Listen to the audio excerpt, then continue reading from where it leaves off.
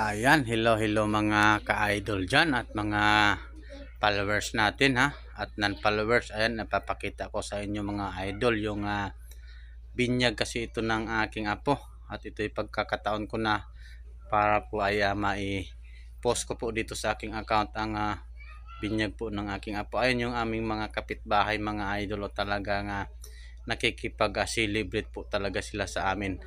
Ayan po, salamat po talaga sa mga aming mga kapitbahay po na dumalo po sa binyag po ng aking apo. Ayan, may mga kunting salo-salo at may mga bisita rin kami sa iba't ibang lugar po dito sa Philippines.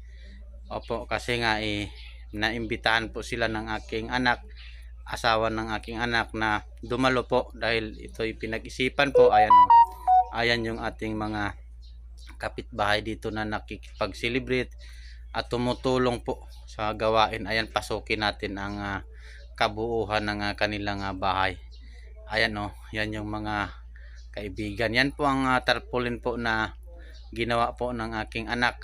Ayan o, si Ilis po ang pangalan ng aking apo. Ayan po mga idol.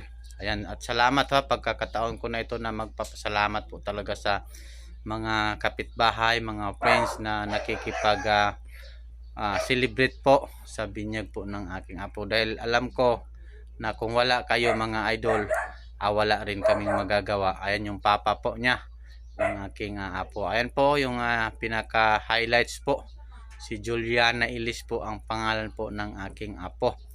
Opo, salamat po talaga sa pagkakataon din sa Panginoon na binigay niya, na talagang walang maganda po talaga ang panahon na binigay niya sa araw na ito.